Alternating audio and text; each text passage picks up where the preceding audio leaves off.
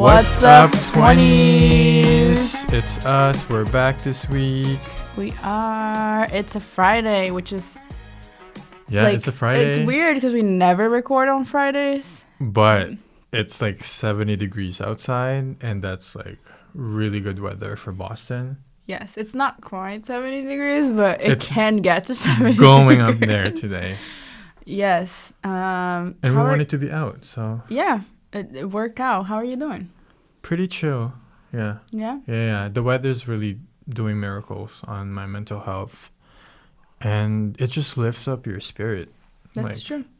Yeah, you like dress cuter. Like today I washed my hair in like honor of this nice weather. Right. And of the podcast because we recorded also. And I don't know, it's a good day. It's a good day to be alive. It's a good day to do this wonderful podcast. That's and, right. just have a conversation with you.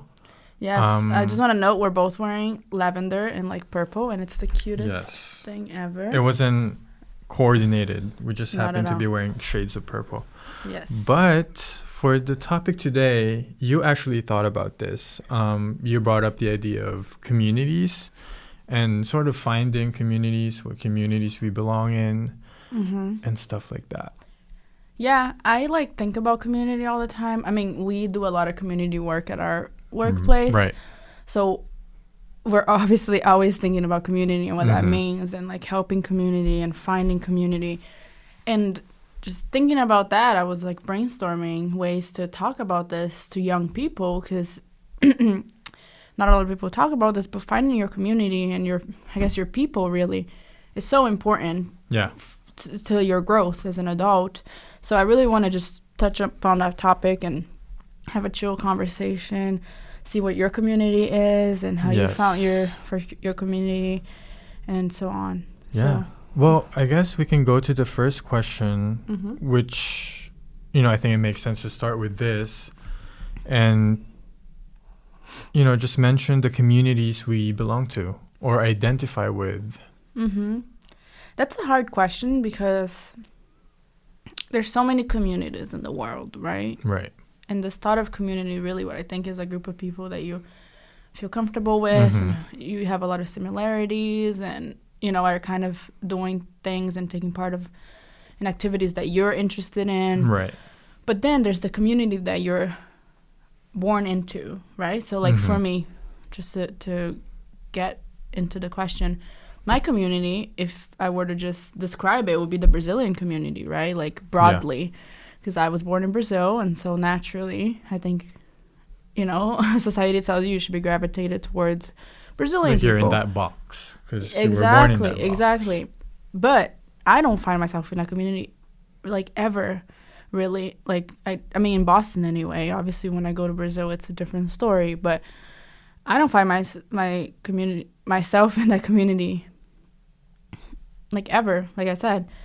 But I did find my community in college and even in high school a little bit. I was pretty friendly in high school, so I was lucky to have made a lot of friends that I still connect with. But it wasn't until college that I really found like my people and my passion and who I want to be around, because that's the foundation of everything, really. Like in college, I mean, it could be different for everybody, right? People find their community and their friends and people that they love in kindergarten. Who knows? Yeah. That's not my case. But in college, you're an adult now, and you know what you're interested in and the things that you want to do, like with your life, really. So you kind of gravitate towards the people that are doing the same sorts of things, and why not? How about you? I'm just like going around the circle. Yeah. Well, no, just I guess like, in terms of communities, would you say like you've found your artsy kind of photography? Right, that was the question, and I tend to do this all the time, and it's not just in a podcast. I talk, and I don't answer the question. We all do it. It's okay. Well, thank you for making me feel better about myself. My community, I don't know. It's valid because it's hard to like really pinpoint like which communities you identify or belong in. Sometimes there's only one or two. Right. Like you don't really need a lot. I think mine, in short, I think it's people who are not like American, or no, who are American or can be an American, but who are foreign or whose parents are like first gen. Yeah, like I find myself with a lot of those people. My group of friends is really diverse, like extremely diverse, which I take pride in because I love that aspect of my friends and my group of people. But yeah, again, like because I went to art school and I'm interested in art and photography and filmmaking, I also see myself with like groups of filmmakers and photography and artsy people. So yeah, it's a little bit of both. Yeah. Sometimes they're both of those things, so it's like a win-win. But yeah, that's they also me. Don't have to be communities that are present around you. It can be communities that you want to be a part of. Exactly. Because I think a lot of the communities that I'll be mentioning aren't necessarily present in Boston, unfortunately. But those communities are the ones that I like mentally and emotionally belong with and like identify with. I love that. So to answer the question, I think my communities are definitely the LGBTQ plus community, the Filipino community, the writers community, sort of like that creative side of things. And I mean, even like the fashion community or whatever, like it's totally. Like you can make a community out of a lot of things. A lot of interests. A lot of interests can turn into communities, into groups, sort of like tribes. But yeah, those are the main communities that I identify with. But are they in Boston? Like there are Filipinos in Boston, but not a ton. Like if you ask me, like, do I have Filipino friends here? I have like one, and then the rest are like my family and my cousins, right. Which I mean, they count, but like in terms of like friends in the city and stuff, right, outside of like, your family. I don't know anyone. And I know they're out there because I know there are like student Filipino orgs in colleges in Boston, but I just don't know them personally, and I'm not a part of that circle if there is one in Boston. And I'm sure there is. I'm just not in it. Right. That's the beauty of the internet. I just spit by accident. That's the beauty of the internet, too. It's that you can find those communities without necessarily, like, having to meet them. And you, like, you make friends. Right. Through some platforms, some social media platforms. Is that how you've connected with the Filipino community in the U.S. or outside of the U.S.? In the U.S., in Boston specifically, it's mostly through like school activities, projects. I collaborated with a great friend of mine, Bianca. We made a Filipino documentary for her BFA. Oh, that's so And then cool. that's when we started kind of reaching out to Filipino student orgs in Northeastern, UMass Boston. So we kind of like did a tour to present the project. And that was my senior year. And that was the first time I was actually seeing, oh my God, there's more of me. There's more Filipinos like me. in this city, which was unfortunate because it was my last year in college. And if that happened in like freshman year, I would have had more time to like really build that community and like be in it. But I'm sure there's opportunities for you to still do that. Yeah. What about, you were talking about how a lot of your communities are, communities that you found yourself in aren't in Boston. Which one are those? Like, do you meet them through the internet? I think that's what I was sort of leading to. In terms of like the entertainment community, sort of filmmaking, writing, most of the people I collaborate with and talk to and just share work with are in LA or New York. Which makes sense because the industry's there. But in terms of here in Boston, there's not. Again, I'm sure there is a lot. I'm not aware of it. It's just not the specific community that I'm in.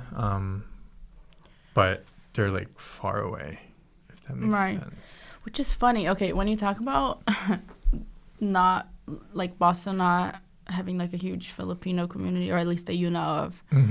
it's so interesting because the Brazilian community in Massachusetts, really, like I'm talking every city in Massachusetts, is huge. There's Brazilians everywhere. And it's funny because you would think like, okay, if there's Brazilians everywhere, you probably have a Brazilian community or people who in that group that you really like relate to. But it's the opposite for me because I have no Brazilian friends. Actually, that's a lie. I have 2 Brazilian friends, Roberta and Daniela, and that's it, honestly. Most of the Brazilian people I meet, which is rare, very rare, maybe like twice a year, is to my brother who's a better Brazilian than I am. And I say that because, again, when I moved here, I really made it a goal to learn English. And so I really separated myself from all Brazilians that I knew at the school, which were very few.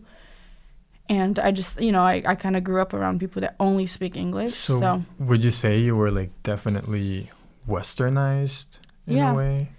I guess so. I mean, I think it was always in me. As weird as that sounds. Like growing up, you were already... I was always like... in that mindset. Yeah, I just like my mom, which is kind of crazy. My mom, since she was, young, she knew she wanted to move out of Brazil. And she knew she didn't belong. And so I felt the same way, actually. Now that you ask, it's like a good realization for me because I never fully felt myself when I was in Brazil. And thank God that I moved here and I wonder all the time who I would have become if I stayed. Yeah. But yeah, especially Brazilians in Boston, the Boston area, I don't really relate to because a lot of them are from another region of Brazil, which is cool. But Brazil is huge, as you know. Yeah. And people are very different. I'm from the South, so when I find one person from my city, it's like a rare occasion. It's like a big surprise. But yeah, it's weird. Funny, it's like the opposite for us. There's a lot of Brazilians here. I don't find myself with them. Yeah. And for you, it's the opposite. Yeah, the Filipino community is robust in California. For real? I didn't know. They are everywhere. You walk on the street, you hear someone speaking Tagalog. That's so cool. Which like makes me so happy because I just hear them and understand them. That rarely happens in Boston. I think there's been a few times where like a random Filipino person was on the train with me and they're just talking on the phone in Tagalog. And then you're like amazed. You're like, oh my gosh. Yeah, I'm like, oh, we're from the same country and we speak the same language. That's so cool. But it's definitely, there's a lot more in California and even in New York, specifically Queens, New York. Look at that. There's like a little Filipino like community there. That's cool. And the fact that there's barely any Filipino restaurant in Boston, I only know of one, which is called Tanam, and I haven't visited yet. I really want to go. Oh, you should. It's in Somerville, the plaza there that I was talking about. Market. Yes. Yeah. They're in there. You should go. We should go together. But the fact that there's only one, it's like, it says a lot that there's not a lot of Filipinos here for them to like actually have a lot of Filipino restaurants. So. You should start a restaurant. Start a Filipino business. That's a dream down the road, like a Filipino inspired cafe. Right? Yeah. Where there's that'd be like so cool. Little library and people are just co-founder if you want. Investor, thank you. So cool. Yeah, it's weird.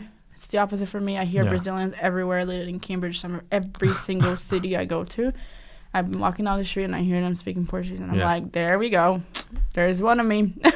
But also it's not always like friendly encounters. Oh, like your own people can also be snobs, especially in my in like the Filipino community.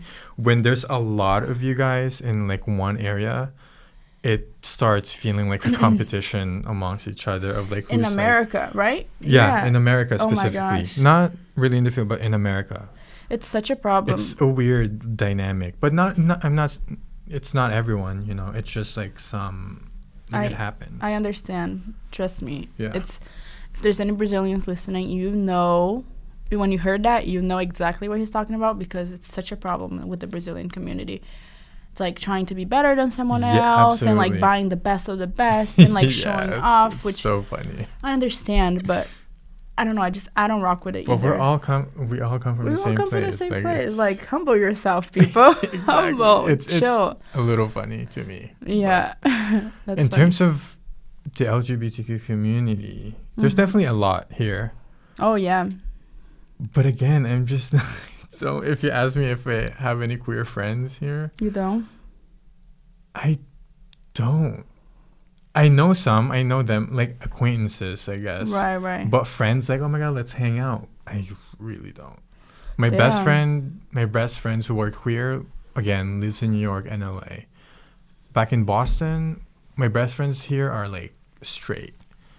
Maybe one of them is questioning, but I'm kidding. Oh, give us the tea. They're not. But damn. I don't know. It's like, it's so weird. Like, I just don't.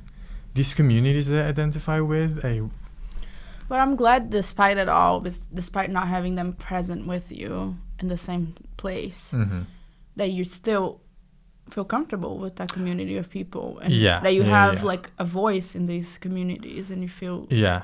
I feel like I still do my part for the community, even though I don't have an active community where I am. I still try and that's so important. Make an impact with, like, I don't know, the video projects that we do, the things that I write. It's always like, you know, Asian LGBTQ representation. I love that. Oriented things. So I still do my part for the community.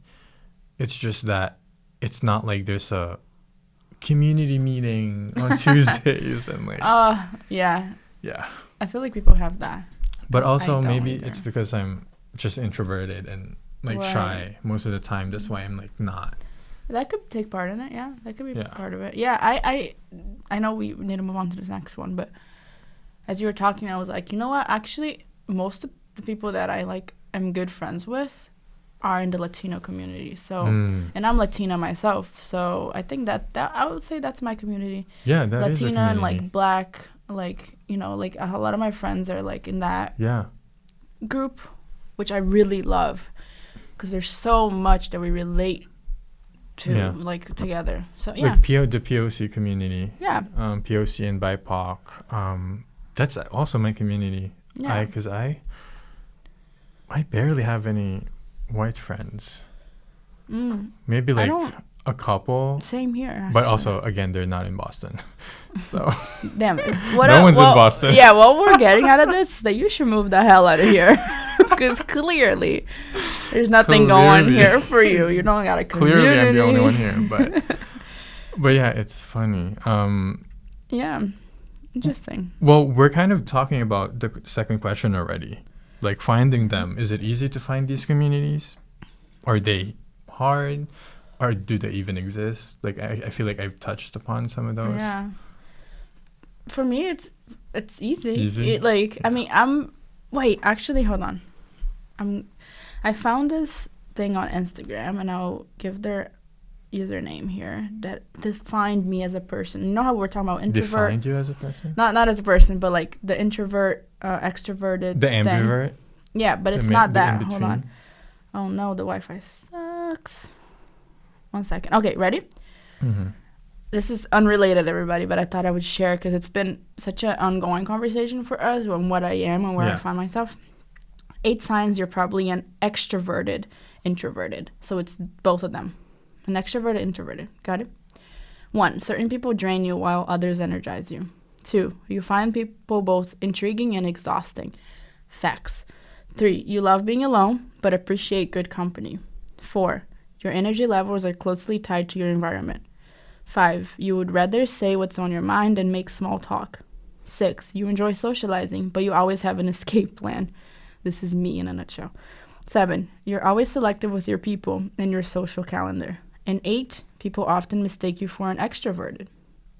Wait, that's first, that is so you. That's me. Second, I also feel those things. Yeah. Especially number 3.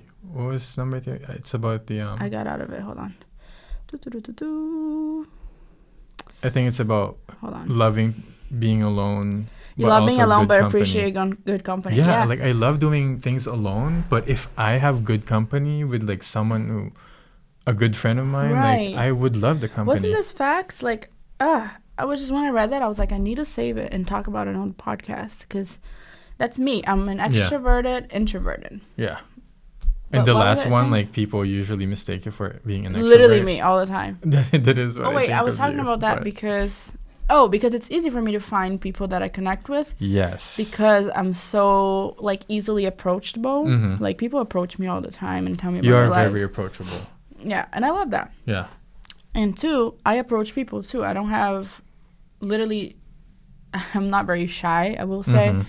Like, I'm totally myself most of the time. There's certain people and situations that I, like, sometimes I'm even questioning, like, why are you saying that? Why are you acting this way? Because I don't feel comfortable around them. But for the most part, I'm pretty, like, social. And so I can start conversations. So it's easy for me. Actually, one of my good friends, my best friend, I have many best friends, is what you find out about me. But one of them, his name is Jerry. And he's an amazing artist, by the way. If you guys want to follow him, it's Jerry_Misael. The way that we started our friendship is, of course, me, but that's me with most of my friends. I always, like, approach them.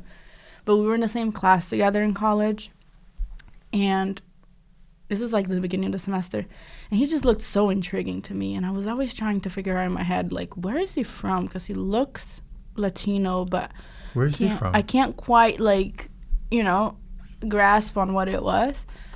And so one day, I'll tell you where he's from in a second. I just literally were in a critique, in the middle of the critique, and I, like, tapped his shoulder, and I was like, oh my God. That's literally me. I'm not shy. Yeah, like, I was like, hey, are you from El Salvador? Literally, just like that, mad awkward. That's the first thing I ever said to him. He was shocked. He was like, yeah, how did you get that? I was like, I just know my Salvadorians, because I love Salvadorians. It's another thing about me. My partner is Salvadorian, his family is Salvadorian. Oh, that's right. And just in general, even before I met Marco, I always, like, found so safe around Salvadorians because they're so humble and nice. But anyway, I knew from the jump that he was Salvadorian. And to this day, it's a conversation started for us because he is still amazed that I got that right, because he's never, like, people mistake him for everything except for El Salvador. Salvadorian, sorry. Ooh. But yeah, I don't know. That was just a funny story. That was just a funny story because that's me, like, literally a summary of me is how approachable I am and how I approach people. And that's how I start most of my friendships. Like with you, even when you came in for your interview, I think I was the front desk receptionist at the time. Oh, you absolutely were, with your long, straight hair. Still. I think I approached you and I was like, oh my God, you're going to kill it. Like, you were like, don't be nervous. They're really nice here. And yeah, and I'm so glad I'm like this, honestly. Yeah, it's such a good quality. My parents, they're both actually pretty social people, I will say. My dad more than my mom, but I definitely got that from them. Yeah. My brother is a little on the shyer side, but still entertaining when he feels comfortable. Yeah, that's like me. Yeah. Well, in terms of I think I can talk more about finding communities, and that's when social media plays a huge part of finding communities. I think nowadays it's like dating apps. It's like Tinder. Like, instead of just dating, it's like friendships, finding communities. Cool. And yeah, I think through social media you'll find, especially in Facebook groups. That's right. Especially back in college, there was a lot of them, and you would see all these student orgs from different colleges with, like, all these organizations. Queer organizations, cultural organizations. So they're easy to find. Then it's up to you to reach out and actually make the effort to be an active part of that community. But again, like I said, being an active member of that community doesn't always mean physical presence around that community, but it can also be, like, working behind the scenes and impacting such community in your very own ways. That's right. Yeah. And while we're on the topic, where we work at CCTV, Cambridge Community Television, I mean, we serve the community of Cambridge. It's a little bit, like, that's the goal, right? But it gets broader than that because we actually end up serving, like, the artist community and, like, different groups of people. The seniors, the youth, and whatnot. But what I notice at CCTV is people always come back. Like, they're volunteering here, or they're doing things out of the kindness of their heart, or like renting our equipment out to make something really cool that they thought like of CCTV and thought CCTV would like, and so on. And so I'm talking about this because of that idea of like making the effort and putting like your all into something. That's the only way you're ever gonna get like far in life, really, because it's rare. It happens, but it's rare when somebody will approach you and tell you, okay, you're hired and this is it, and you don't have to work hard for it. But most times you have to work hard for it. You have to like make an effort. You have to really show up and and be present. And so I don't know if I'm making sense here, but I just wanted to say that out loud, that if you're interested in something, whoever you are, just reach out, like find the resources. They exist. We live in the 21st century. It's literally 2022. I feel like one post on your social media, you'll get responses. Yes, you'd be surprised. I've done that a lot. Back in the day, I would always ask for like women of color to photograph, and people who I don't even know would reach out and be like, hey, I would love to. And that's how you start friendships. And it feels nice. It feels great connecting with complete strangers, but with the same objectives and mission. Exactly. So they exist. We're literally so privileged in the sense that we live in the 21st century. Most of us have access to technology. So it's really up to you to put in the effort to receive it back. Yeah. And you know, I just realized, like, even doing this podcast, we're literally building a community of 1, podcasters, and 2, the listeners. That's true. You know, you receive a lot of comments and feedback and reviews. And I don't know these people, but I get to know them from this podcast and their feedback that they're giving you. So it's like it's great. It's great. That's building community, knowing people, and yeah, that's good that you mentioned that, because a lot of people reach out to me, just like 10 people maybe. They're like, oh my god, Alfonso sounds super cool. And like, actually nowadays, Alfonso, when I mention your name, like now you'll be interested. Whenever I mention your name to my friends, I don't even have to say who you are. They're like, oh, you're podcast co-host. And I'm like, yeah. Period. No, that happened like 3 times this week. Okay. But anyway, so many people want to like meet you, and I'm so glad. Like, this is how friendships start too. Let me check my schedule. Let me fit them in there somehow. What kind of getting to know do they want? I don't know. There's a mix of both. I will say. Yeah, I am looking for friends. Yeah. Always looking for friends and community. All kinds of friends. Yes. However you may interpret. All right. Moving on. Anywho.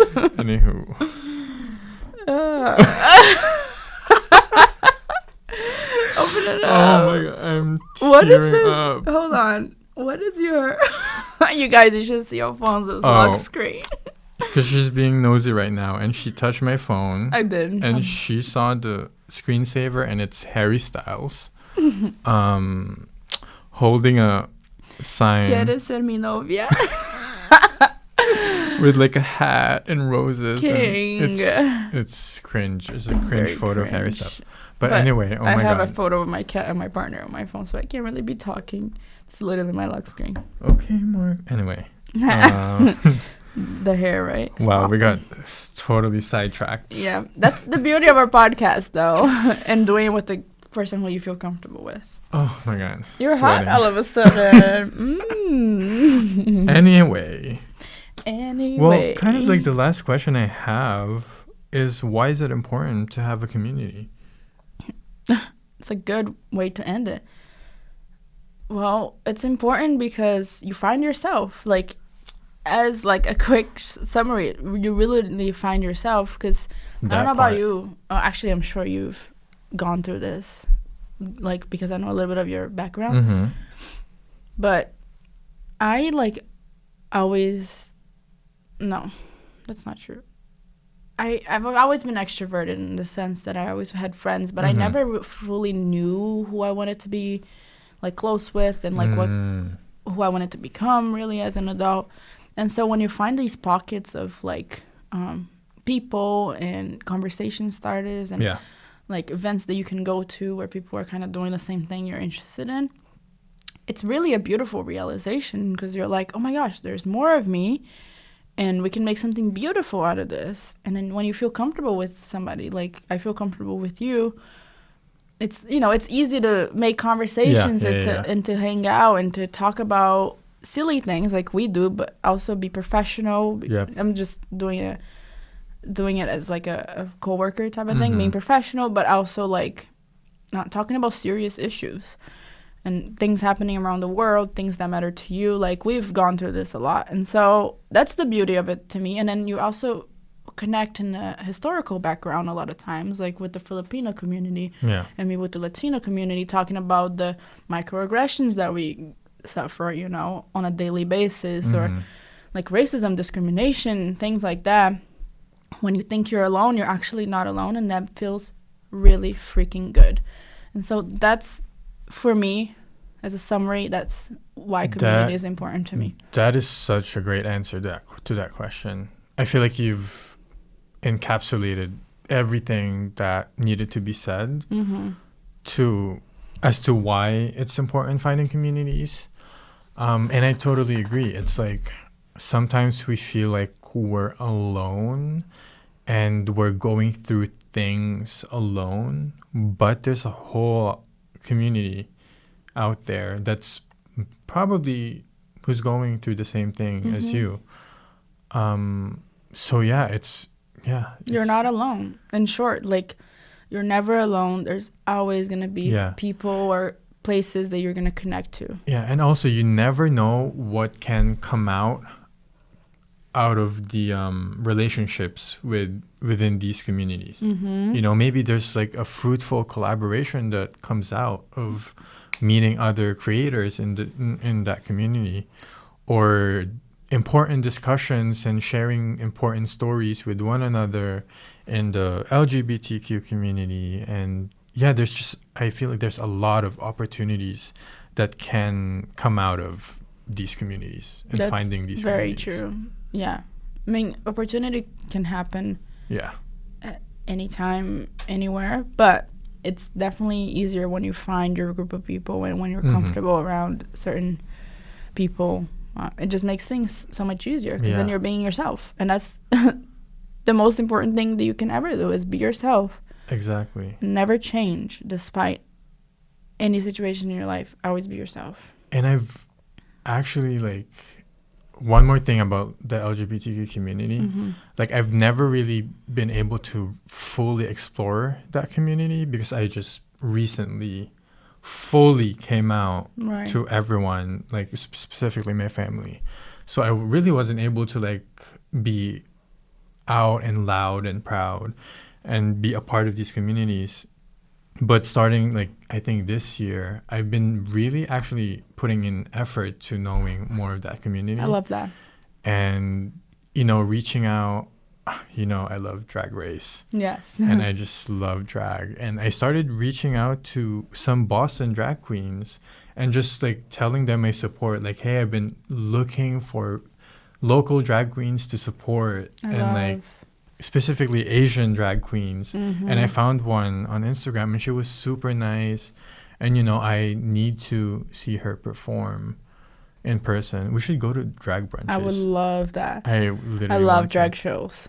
So beautiful. Yeah. But, and yeah, I feel like communities are very important, very beneficial. And yeah, you, like what you said, you can find yourself in these communities. Yes, I love that. It's like a kind of like eye-awakening type.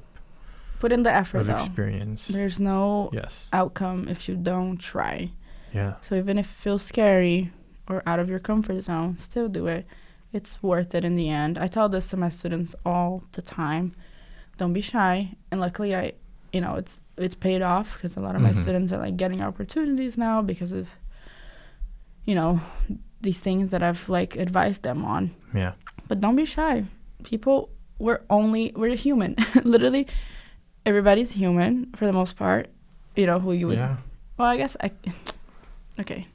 Cat lady talking. You can connect to animals too. And, but for the most part, you know, everybody's here. We're doing the same thing. We're living this crazy life. Like, you know, there's nothing to be scared of. Yeah. Even if you think really highly of someone, and this was me literally 2 years ago. I thought really highly of somebody, put them on a pedestal. Pedestal? Is that how you say it?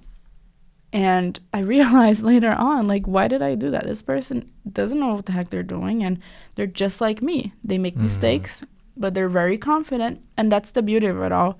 Just be confident, be yourself, and put in the effort. I'm going to leave with that. Drop mic. Mic drop. Drop mic. Drop mic. Well, that... But also... What was I going to say? Man. Totally. And there's a lot of ways to be a part of a community. There's not one specific way to be a part of a community. There's a lot. And you can find your own way of being a part of that community, whether it's in person, whether it's virtual, whether it's in the metaverse. In your dream, I don't know. No, that has when I have one student who loves metaverse. And he found his community through metaverse. So wow, that was really cool. It reminds me of the movie Ready Player One, where it's like this virtual game. Everyone wears like this type of like, I feel like goggles, like a virtual reality, and they're in another world. That's so dope. And they have friends in that virtual reality, and it's crazy. I could personally not do that, but anyway, I think that's good it. Talk. Damn. Good talk. That was easy. Yeah. Yeah. And if you're listening and, you know, you're a part of some of the communities that we were talking about, the LGBTQ, Brazilian, Filipino, writers, creators, photographers, artists, if you belong in that community, if you're looking for a community, you know, where's people to start with? Yeah. Please. Reach out to us. Oh my God, we would love to respond to you, connect with you, build a relationship, and, you know, who knows what kind of community we can come up with. Yeah, so, you said it. It. Yeah, please let us know. And if you're, I always do this, but if you're listening up until this point, if you want to comment, if they want to comment which communities they belong in. That's what I was going to say. But also, I just want to say out loud on this podcast, our podcast is on many different podcasting platforms, but it's also on YouTube and Vimeo and on channels like the Cambridge channels, the local channels. So if you guys are interested in actually seeing, I'm like making a face now, what we look like and how we're dressed and how we're like our body language is, which is pretty terrible, I will say. I'm like literally like I always correct. No, literally I'm always fixing my back when we're here. So if you hear noises, that's what it is. Cracking our backs and stretching. But yeah, if you're interested in seeing the visual to this beautiful sound of our voices, it exists and it's on YouTube. CCTV Cambridge on YouTube, CCTV Cambridge on Vimeo, and CCTV Cambridge on all social media platforms. And we have the channels, which you want to plug in. Channels 8, 9, and 96. If you live only in Cambridge, and if you have cable. Yeah, if you live in Cambridge, it's free. Join us. Listen. Yes, sir. But yeah, everybody, this is great. Yeah. Have a good day wherever you are in the world. Yes. Enjoy yourself. Reach out to us. You know, we love talking to our listeners. And feedback is always welcome. Yeah, and we're going to go and enjoy the day. This 70-degree weather. We're going to be those Boston people. That's like I'm going to get ice cream, milkshake, boba. Dang. Nah. Whoa. I'm like 404, so that's a lot. I would totally do that. I'm dead. But yeah. All right. We love you. Listening. Thanks for listening. And you're part of this community, okay? Yes. You're never alone. You're loved. You're heard. And yeah, reach out if you need anything. Dang. Okay. Okay, Pastor. I mean, honestly, I might just have to switch careers, to be honest. I wouldn't mind. Oh, man. All right, everybody. We'll see you next week. That's a wrap. Bye-bye. Goodbye. Bye. Ciao. Outro music plays now. Boop, boop.